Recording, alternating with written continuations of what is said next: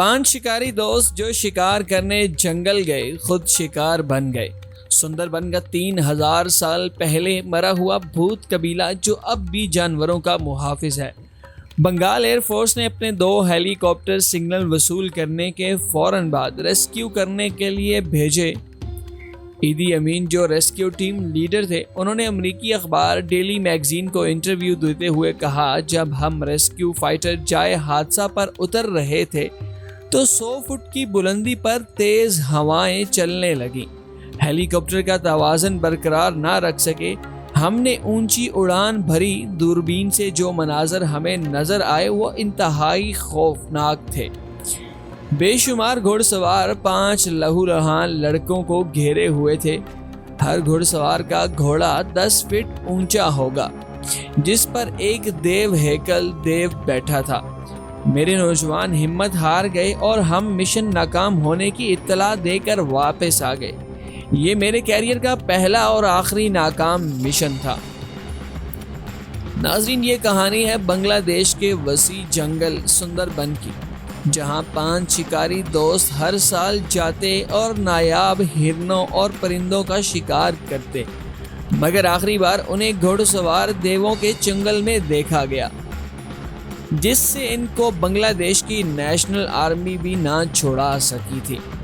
सुंदरबन के जंगलात में कौन सा कबीला है जो हजारों बरस पहले मर चुका है मगर अब भी जानवरों का मुहाफिज है?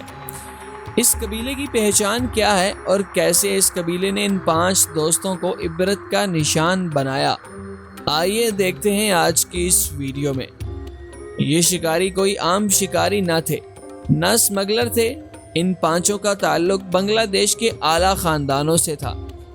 इस शिकार टीम की क़यादत बांग्लादेश की मौजूदा वज़ीर आज़म हसीना वाजिद के मामूज़ाद भाई कर रहे थे, जिनके साथ 2 फौजी कैप्टन और 2 प्रोफेशनल हंटर भी थे, जिनके साथ ऐसी हैबतनाक वाक़या रूनुमा हुआ जिसकी तल्ख़ यादें आज भी इस ऑपरेशन में शामिल होने वाले अफराद के जहन में नहीं भूल सकी हैं।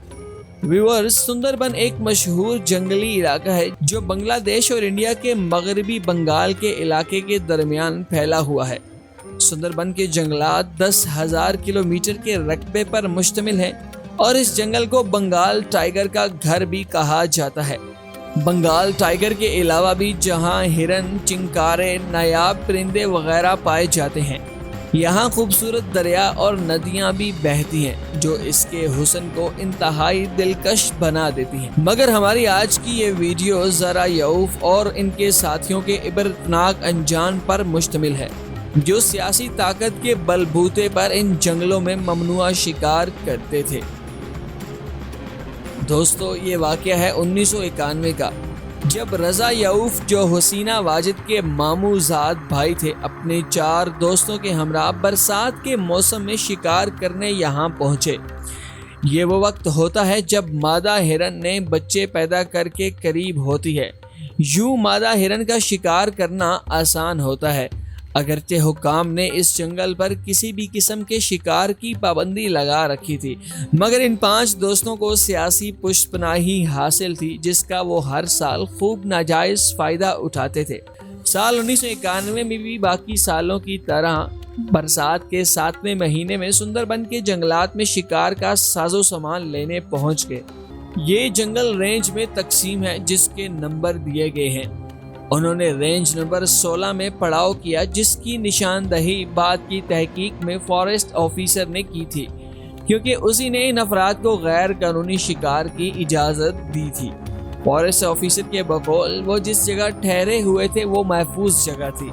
यहाँ बंगाल टाइगर की फरावानी होती है, मगर वो जगह जहाँ इन 5 दोस्तों का कैंप था 3 फॉरेस्ट चौकियों के वस्त में थी, लिहाजा कदरे महफूज थी। इनको जंगल में रुके हुए 3रा दिन था। पहले दिन उन्होंने अपने साथ लाई हुई खुराक इस्तेमाल की। दूसरे दिन उन्होंने असल शिकार की तलाश शुरू की और दोपहर के वक्त एक मादा हिरन को मार गिराया जो कि हामला थी। फॉरेस्ट ऑफिसर के बकौल हमने इनसे दरख्वास्त की कि वो एक दिन में सिर्फ एक जानवर को मारें। उन्होंने इस हिरन को ज़बह किया और भून कर खा लिया। تیسرے دن اس شکار پارٹی نے اندرون جنگل حرکت کرنا شروع کر دی، جس کے نتیجے میں وہ غیر محفوظ ہوتے گئے۔ ہمارا ان کے ساتھ وائرلیس پر تعلق قائم تھا، ہمارے منع کرنے کے باوجود وہ مزید آگے بڑھتے گئے۔ تیسرے دن شام 3 بجے وائرلیس مین ہامتا کامتا آیا اور بولا ان پر حملہ ہو گیا ہے۔ حملے سے پہلے انہوں نے مجھے پیغام دیا ہے کہ وہ کچھ لوگوں کے گھیرے میں آ رہے ہیں۔ ہم نے ان لوگوں کو وارننگ بھی دی ہے مگر وہ لوگ پیچھے نہیں ہٹ رہے ہیں۔ بچاؤ بچاؤ کی آوازوں کے بعد وائرلیس سے رابطہ منقطع ہو گیا ہے۔ فارسٹ آفیسر نے یہ سنتے ہی فوراً سے پہلے ریسکیو گاڑیاں روانہ کی، مگر عین کچھ منٹوں بعد تیز موسلادھار بارش شروع ہو گئی اور ریسکیو گاڑیاں ناکام ہو گئیں۔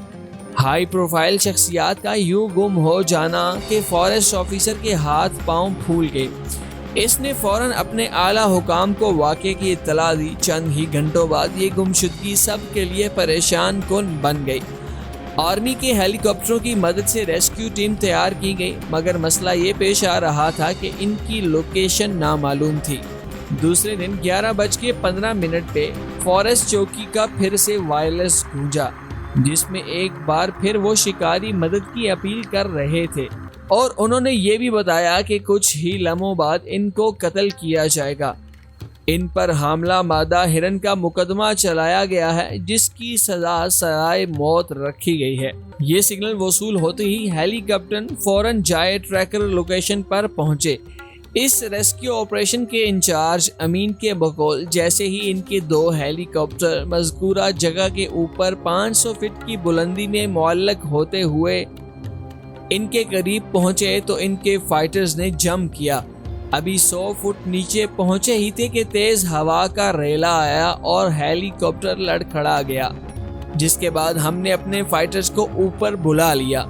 انہوں نے دوربین کا استعمال کیا تو ان کو یہ خوفناک منظر نظر آیا۔ 5 انسان زخمی لہو لہان ایک درخت سے بندھے ہوئے ہیں۔ ان کے آس پاس درجنوں گھوڑ سوار موجود ہیں، جن کے گھوڑے ہاتھی جتنے اونچے تھے۔ ان کے ہاتھوں میں لمبے لمبے نیزے تھے، جس سے وہ زخمیوں کو کچو کے لگاتے تھے۔ ہم نے سب مشین گن کے برسٹ فائر کیے مگر اثر انداز، ہماری گولیاں زمین میں پیوست ہو جاتی۔ 30 منٹ یہ مناظر جاری رہے، جس کے بعد ہم نے جیٹ فائٹر کال کی، جس کے بعد ان گھڑ سواروں نے بے دردی کے ساتھ نیزے سے ان 5 کے جسموں میں اتار کر ان کو قتل کر دیا۔ جب وہ غائب ہوئے تو ہوا ختم ہوئی اور ہم نے وہ لاشیں ریکور کی۔